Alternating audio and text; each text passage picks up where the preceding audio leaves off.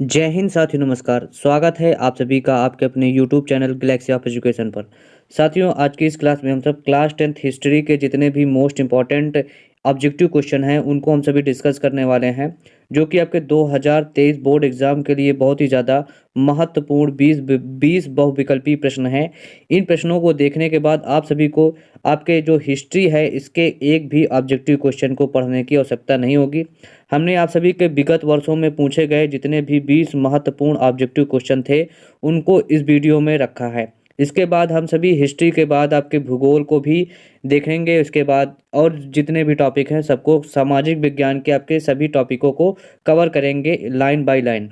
तो आज हम सभी हिस्ट्री के जितने भी महत्वपूर्ण ऑब्जेक्टिव क्वेश्चन हैं उनको डिस्कस करने वाले हैं। तो चलिए आज की अपनी इस क्लास को स्टार्ट करते हैं।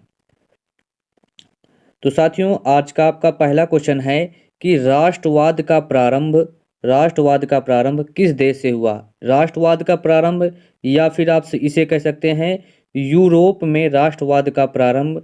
यूरोप में राष्ट्रवाद का प्रारंभ किस देश से हुआ। आपका ऑप्शन नंबर ए है जर्मनी से हुआ, ऑप्शन नंबर बी है इटली, सी है फ्रांस, डी है इंग्लैंड। तो आप सभी इन क्वेश्चन का आंसर हमें लाइव चैट जो आपकी सभी की चल रही है उसमें जल्द से जल्द प्रदान करें। और इस क्वेश्चन का जो करेक्ट आंसर है साथियों वो है आपका फ्रांस। यूरोप में राष्ट्रवाद का प्रारंभ या राष्ट्रवाद का प्रारंभ जो हुआ वह आपके फ्रांस देश में हुआ। साथियों, इस क्वेश्चन सीरीज में आप सभी को, यानी कि जैसे हमने यहाँ पर फ्रांस को लिया है तो फ्रांस से रिलेटेड जितनी भी घटनाएं हैं उनको एक लाइन से लिया है। यानी कि जो भी घटनाएं हुई हैं, घटित हुई हैं हिस्ट्री में आपके, उनको हम एक क्रम में रखे हैं और इसकी पीडीएफ आप सभी को हमारे टेलीग्राम में मिल जाएगी। तो आप सभी इस वीडियो को लास्ट तक देखें और अपने सभी दोस्तों के साथ शेयर करें। इसमें आप सभी से सेकंड क्वेश्चन में पूछा गया है कि फ्रांस की क्रांति किस सन में हुई। आपका ऑप्शन नंबर ए है 1788 ईस्वी में, आपका ऑप्शन नंबर बी है 1789 ईस्वी में, आपका ऑप्शन नंबर सी है 1790 तथा आपका ऑप्शन नंबर डी है 1787 ईस्वी में। तो आप सभी इसका करेक्ट आंसर हमें जल्द से जल्द प्रदान करें। तो साथियों, जो आपकी फ्रांस की क्रांति हुई थी वो हुई थी आपके 1789 ईस्वी में।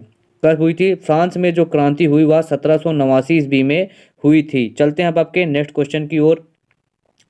तो आपका नेक्स्ट क्वेश्चन है कि फ्रांस में गणतंत्र की घोषणा किस वर्ष हुई। तो यहाँ पर आप सभी देख सकते हैं कि फ्रांस से रिलेटेड जितनी भी घटनाएं आपके हिस्ट्री में हुई हैं उनको हमने एक लाइन से लिया है। तो इसको अगर आप सभी पढ़ेंगे तो आप सभी को पढ़ने में मज़ा भी आएगा और इसकी पीडीएफ आपको टेलीग्राम में मिलने वाली है। तो यहाँ पर पूछा गया है कि फ्रांस में गणतंत्र की घोषणा किस वर्ष हुई। आपका ऑप्शन नंबर ए है 1815 ईस्वी, ऑप्शन नंबर बी है 1830, 1848 या 1871 ईस्वी। तो आप सभी राइट आंसर हमें कमेंट बॉक्स में बताएं और देखते हैं आज की इस क्लास में 20 में से 20 मार्क्स कौन सा बच्चा अटेंड करता है। आप सभी हमारे कमेंट बॉक्स में बताएं कि आपके 20 में से कितने क्वेश्चन सही हुए। तो साथियों, जो आपकी फ्रांस में गणतंत्र की घोषणा हुई थी वह हुई थी 1848 ईस्वी में। यह काफ़ी इम्पोर्टेंट क्वेश्चन है। आप सभी इन क्वेश्चनों को ज़रूर याद कर लें और इनकी पीडीएफ भी मैं आप सभी को देने वाला हूं। ये क्वेश्चन आपके 2020 के बोर्ड एग्ज़ाम में पूछे गए हैं, आपके लिए बहुत ही ज़्यादा इम्पोर्टेंट हैं। चलते हैं आपके नेक्स्ट क्वेश्चन पर। आपका फोर्थ नंबर क्वेश्चन है, इसमें पूछा गया आप सभी से यंग इटली सोसाइटी का संस्थापक कौन था। आपका ऑप्शन नंबर ए है गैरीबॉल्डी था, आपका ऑप्शन नंबर बी है बिस्मार्क था, ऑप्शन नंबर सी काबूर था, ऑप्शन नंबर डी मेजनी। तो साथियों, जो आपकी यंग इटली सोसाइटी है इसका जो संस्थापक था वह था मेजनी। कौन था? मेजनी जो था ये यंग इटली सोसाइटी का संस्थापक था। चलते हैं अब आपके नेक्स्ट क्वेश्चन की ओर। आपका फिफ्थ नंबर क्वेश्चन है, इसमें आप सभी से पूछा गया है कि जर्मनी के एकीकरण का श्रेय किसे दिया जाता है। ऑप्शन नंबर ए है ऑटो वान बिस्मार्क को दिया जाता है, option number B Kaiser William प्रथम को, ऑप्शन नंबर सी है हिटलर को, ऑप्शन नंबर डी मेत्सनी को। तो साथियों, जो आपकी जर्मनी है, जर्मनी का एकीकरण है, इसका जो श्रेय है वह ऑटो वान बिस्मार्क को दिया जाता है। जर्मनी की एकीकरण का श्रेय ऑटो वान बिस्मार्क को दिया जाता है। चलते हैं आपके नेक्स्ट क्वेश्चन की ओर। ये सभी क्वेश्चन काफ़ी इंपॉर्टेंट हैं तो आप सभी वीडियो को लास्ट तक देखें। इसके बाद आप सभी को हिस्ट्री के एक भी इंपॉर्टेंट क्वेश्चन, यानी कि हिस्ट्री के एक भी ऑब्जेक्टिव क्वेश्चन को आपको पढ़ने की ज़रूरत नहीं होगी अगर आप सभी इन 20 ऑब्जेक्टिव क्वेश्चनों को तैयार कर लेते हैं।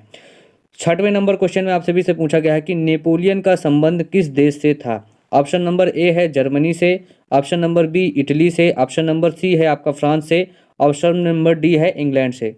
तो जो साथियों जो आपका नेपोलियन है इसका संबंध आपके फ्रांस देश से था। किस देश से था? जो आपका नेपोलियन है इसका संबंध फ्रांस देश से है। चलते हैं आपके नेक्स्ट क्वेश्चन की ओर। आपका 7वां नंबर क्वेश्चन है, इसमें आपसे भी पूछा गया है इटली का एकीकरण किसके नेतृत्व में किया गया। आपका ऑप्शन नंबर ए है गैरीबाल्डी के नेतृत्व में किया गया, ऑप्शन नंबर बी है ऑटो वान बिस्मार्क के द्वारा किया गया, ऑप्शन नंबर बी नेपोलियन के द्वारा या विलियम प्रथम के द्वारा। तो आप सभी जल्द से जल्द बताएं कि इटली के एकीकरण का नेतृत्व किसके द्वारा किया गया। साथियों जो आपका इटली का एकीकरण है इसका जो नेतृत्व किया वह किया इसने गैरीबाल्डी ने किया था। किसने किया था? इटली के एकीकरण का नेतृत्व गैरीबाल्डी के द्वारा किया गया। चलते हैं आपके नेक्स्ट क्वेश्चन की ओर। आप सभी से यहाँ पर पूछा गया है कि 1848 की फ्रांसीसी राज्य क्रांति के फलस्वरूप किसकी स्थापना हुई। यहाँ पर आप सभी देख सकते हैं कि जो 1848 में फ्रांसीसी राज्य क्रांति हुई इसके फलस्वरूप किसकी स्थापना हुई। ऑप्शन नंबर ए है निरंकुश राज्य तंत्र की स्थापना हुई, ऑप्शन नंबर बी है सीमित राजतंत्र की स्थापना हुई, ऑप्शन नंबर सी है सैन्य शासन की स्थापना हुई तथा आपका ऑप्शन नंबर डी है गणतंत्र की स्थापना हुई। तो साथियों आप सभी याद रखना जो 1848 की फ्रांसीसी राज्य क्रांति हुई उसके कारण गणतंत्र राज्य की स्थापना हुई थी। किसकी स्थापना हुई थी? गणतंत्र राज्य की स्थापना हुई। चलते हैं आपके नेक्स्ट क्वेश्चन की ओर। आपका 9वां नंबर क्वेश्चन है, इसमें पूछा गया है आप सभी से महात्मा गांधी दक्षिण अफ्रीका से वापस कब लौटे। वेरी इंपॉर्टेंट क्वेश्चन है। कैसा है? वेरी इंपॉर्टेंट क्वेश्चन है आप सभी के बोर्ड एग्जाम 2023 के लिए कि महात्मा गांधी दक्षिण अफ्रीका से वापस कब लौटे। आपका ऑप्शन नंबर ए है 1914 ईस्वी में, ऑप्शन नंबर बी है 1915 ईस्वी में, ऑप्शन नंबर सी 1918 तथा आपका ऑप्शन नंबर डी है 1919 ईस्वी में। तो साथियों आप सभी याद रखना जो आपके महात्मा गांधी हैं वे 1915 ईस्वी में अब दक्षिण अफ्रीका से भारत वापस लौटे। कहाँ पर लौटे? भारत वापस लौटे। और 1915 ईस्वी में महात्मा गांधी दक्षिण अफ्रीका से भारत वापस लौटे। चलते हैं आपके नेक्स्ट क्वेश्चन पर। साथियों आपका 10वां नंबर क्वेश्चन है कि सविनय अवज्ञा आंदोलन कब शुरू किया गया। जो आपका सविनय अवज्ञा आंदोलन है वह कब शुरू हुआ? सन 1920 ईस्वी में या फिर 1927 ईस्वी में, 1930 ईस्वी में या 1935 ईस्वी में। तो साथियों आप सभी याद रखना जो आपका सविनय अवज्ञा आंदोलन है, सविनय अवज्ञा आंदोलन 1930 ईस्वी में शुरू हुआ। कब हुआ? 1930 ईस्वी में सविनय अवज्ञा आंदोलन शुरू हुआ। किसके द्वारा शुरू किया गया? तो ये आपके महात्मा गांधी के द्वारा शुरू किया गया। किसके द्वारा? महात्मा गांधी के द्वारा शुरू किया गया। सविनय अवज्ञा आंदोलन महात्मा गांधी के द्वारा सन 1930 ईस्वी में शुरू किया गया। तो आप सभी इसको याद जरूर रखना, बहुत ही ज़्यादा इंपॉर्टेंट क्वेश्चन है। चलते हैं आपके नेक्स्ट क्वेश्चन पर। आप सभी के 11 नंबर क्वेश्चन में पूछा गया है कि सविनय अवज्ञा आंदोलन में महात्मा गांधी ने नमक को अत्यधिक महत्व क्यों दिया। ऑप्शन नंबर ए है नमक का प्रयोग अमीर व गरीब सभी करते थे, ऑप्शन नंबर बी है यह भोजन का अभिन्न हिस्सा था, ऑप्शन नंबर सी है नमक तैयार करने पर सरकार का एकाधिकार था।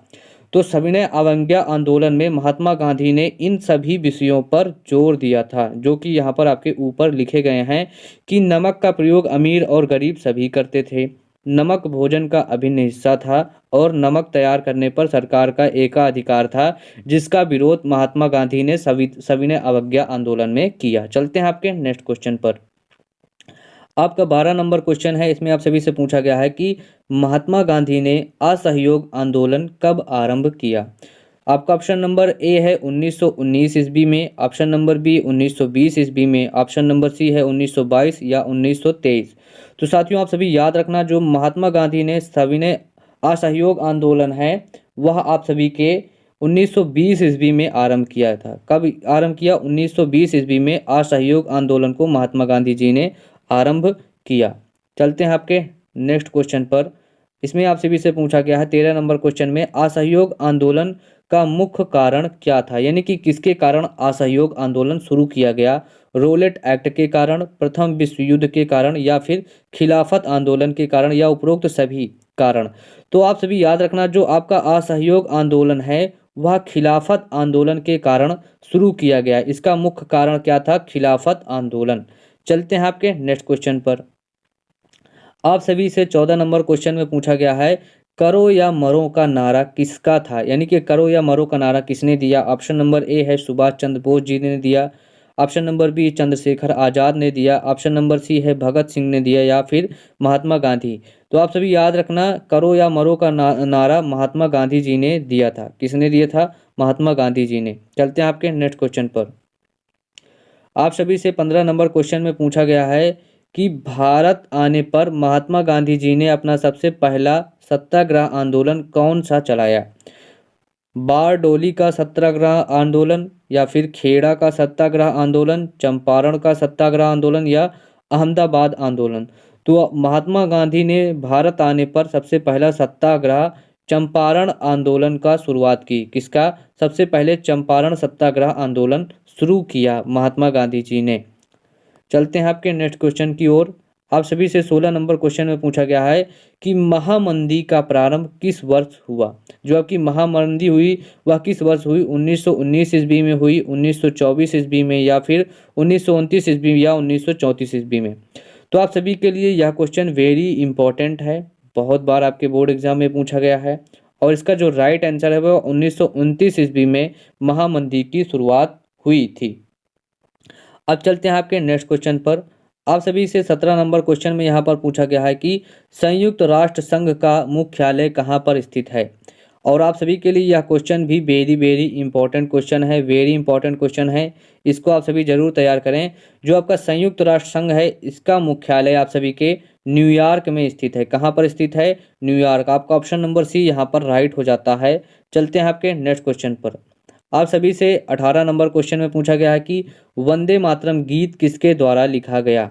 ऑप्शन नंबर ए है बंकिम चंद्र चटर्जी के द्वारा लिखा गया, रविन्द्रनाथ टैगोर के द्वारा, महात्मा गांधी के द्वारा, या इनमें से कोई नहीं। तो आप सभी जानते ही हैं वंदे मातरम आपके बंकिम चंद्र चटर्जी के द्वारा लिखा गया है। चलते हैं आपके नेक्स्ट क्वेश्चन पर। आप सभी के 20वें नंबर क्वेश्चन में पूछा गया है कि 13 अप्रैल 1919 किस घटना से संबंधित है?